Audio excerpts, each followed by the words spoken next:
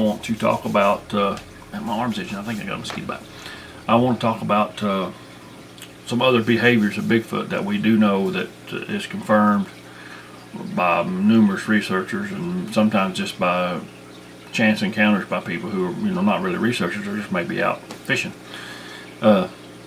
Stick structures. Any researcher worth his salt that's done any search at all will know that Bigfoot does unusual things with sticks.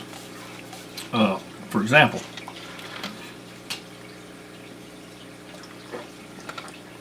I was in the area, and I'd been in the same area several times. There was a Bigfoot sighting here, and I was in this same exact area several times, and there wasn't no stick structure there. Then one day I show up, and here's the big teepee looking thing. Well, really it started off with just kind of like a big X, but over months, a few more sticks was added, and it almost kind of resembled a teepee type thing. And but I documented that for about, I don't know, probably 2 or 3 years. And then one day I went in there and it was gone. It was tore down. And and I'd seen tracks leading right up to it. I mean, it was within probably 15 feet of the structure. There was a nice track. I'm pretty sure I documented that too. And there was a lot of broken branches and stuff. But I found other things that could potentially have been created by Bigfoot. But any researcher that's been out in the field much, and that actually has been in a sighting area where there's known sightings of Bigfoot or a recent sighting of Bigfoot, they'll tell you that that Bigfoot does break branches and build stick formations or whatever. I don't know exactly what they are. It may be some kind of warning system for other Bigfoots, or for to mark a territory or anything. Who knows what they're for? I mean, we make guesses and stuff like that, but we don't really know, I don't suppose. The next thing, I guess, would be tree knocking. I've only had one opportunity that I think maybe that I had multiple tree knocks that I was able to record. It's in one of my documentary videos. I don't even remember which one, to be honest with you. I think it's Bigfoot Still Tracking a Legend. That's the one it's in. Anyways, but I've had other occasions where occasionally I'll do a few knocks myself. I've not had much success with that type of thing, so I don't do it a whole lot. But I've had a few occasions where I've had a few knocks, or just be like one random knock, which could have been anything. Speaking of which, one time I had an old truck. I'd get out and I'd clean out the waterways. I'd get old metal and junk and stuff like that out of the creek, out of the waterways, and I'd take it and sell it. Well, I needed the money, of course, and I enjoyed cleaning up the environment. But one time I was going up through, I'd park my truck and I'd walk up these waterways, and then whatever I find I'd drag back to the truck. It's amazing. Almost every day you'd find an old bicycle or a car gas tank, or you'd find a lot of stuff. I guess the water gets up and washes some of it in, but then other people are just nasty and throw it away, or throw it in the creek. But I'd been walking up the creek looking for junk, and something splashed in the water, and I thought, wait a minute, I thought, that's kind of odd. To me, I thought it was a rock, so we're getting off on rock throwing anyways. And I go on up through there, and sploosh, another one hits the water. And by then, after 2 or 3 of them, I was kind of thought, man, is somebody hiding and throwing rocks in the water, or what? And then as I went on up through there, another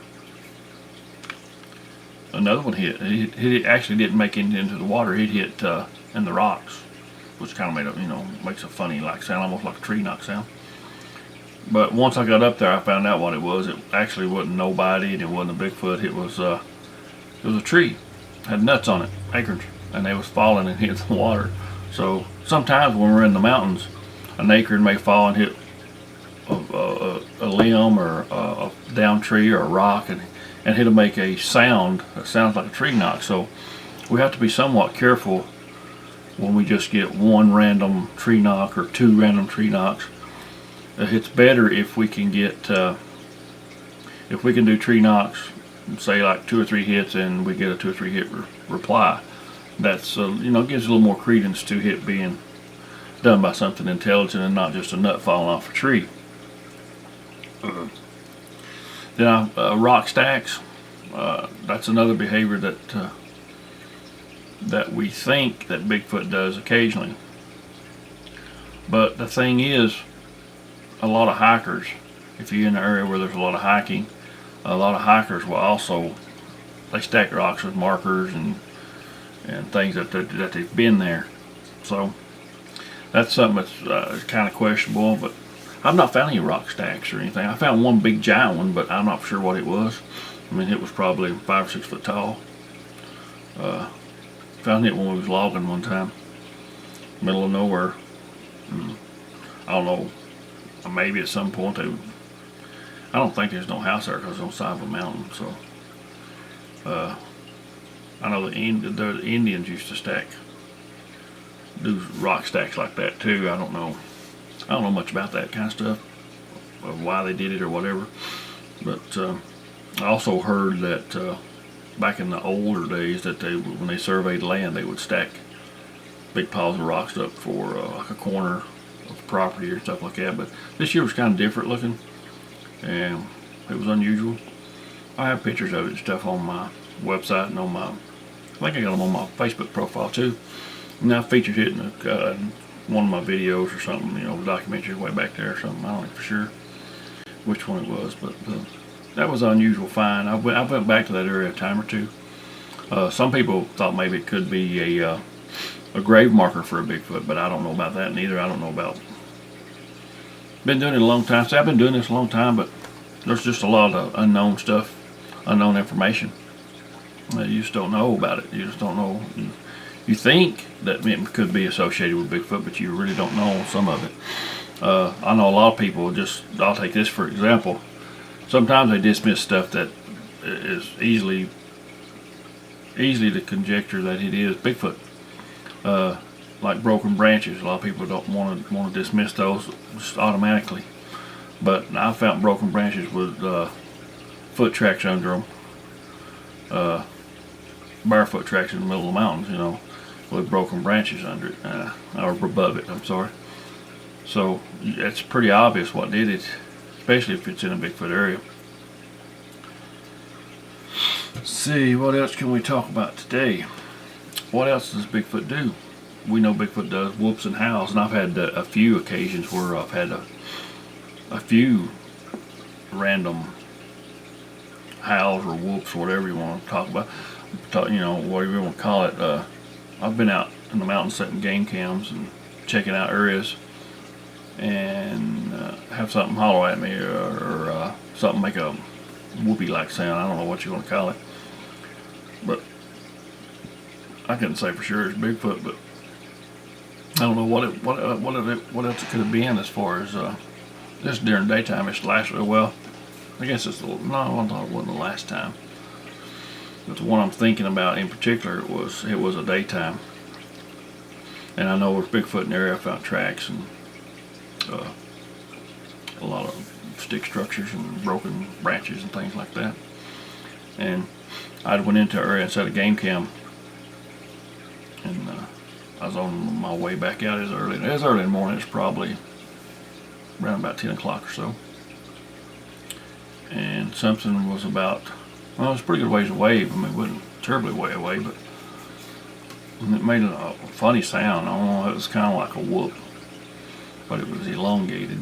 And I stood around there for a long time and filmed up in there and made some sounds myself, see if I could get it to do it back, but I never could get it to do anything.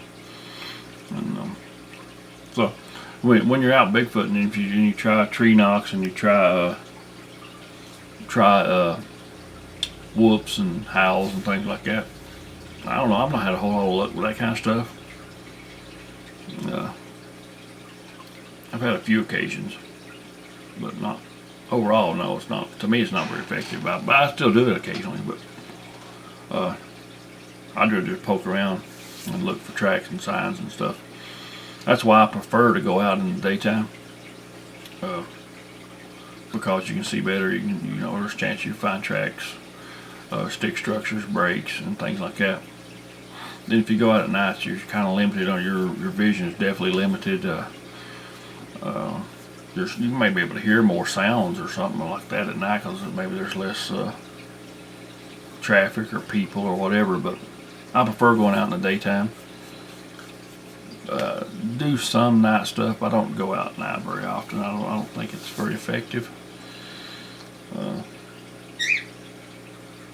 And plus you're limited. You're going to miss, if you just go out at night, you're going to miss way too much possible evidence, because you're not going to be, you're not going to find stick structures, you're not going to find breaks. It's going to be very difficult to find tracks. So, you know, and I know people like to use the thermals and night vision and all that kind of stuff, and that's cool. I like all that stuff, but I think you need to mix it up some and go out in the daytime, because you're missing too much. Just missing too much stuff. What else do we want to get to today? What else do we want to talk about?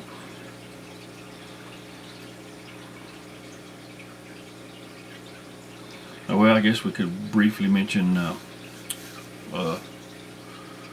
rock clacking. I've never had that happen. I know I had a witness that lives here in my general area had heard what they thought was rock clacking. They were aware of Bigfoot and know what Bigfoot does and know some of Bigfoot's behaviors.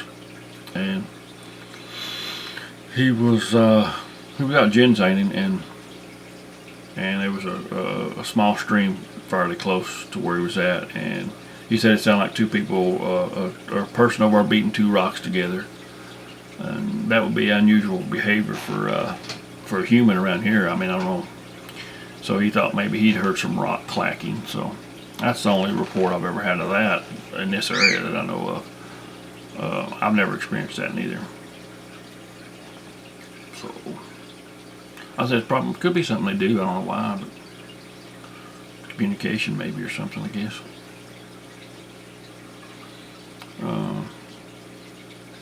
Another good topic too is what does Bigfoot eat? I would say probably they're much like us when it comes to eating. I'd say they're opportunistic. I'd say they'll eat anything from vegetation to animals, or deer or whatever, if they can catch them, or if they can find someone's kill or one been hit by a car or whatever. So I'd say that's pretty. They're big, so they're gonna have to have a lot of calories per day. In this area here, we do have elk, so this area can sustain elk, and they're a very large animal. So I think it's feasible to think that Bigfoot could survive here, or does survive here. Well, just based on food source and water. We got plenty of water, that's for sure. But, I think hunger is a driving force. That's for sure. If Mary, you get hungry, we'll do something about it. If we don't have nothing here, we'll do something. At your house, if you don't have something to eat, you'll do something about it. You'll go get something. If you don't have the ability to go drive in a car to get something, you'll go to the neighbor. You'll find something to eat. If you have to go out and catch it or kill it or whatever. I'll say Bigfoot is probably much driven like that too by hunger. If he gets hungry, I'm sure he'll find something to eat if he has to go steal a chicken or whatever. That's just natural to want to survive. So let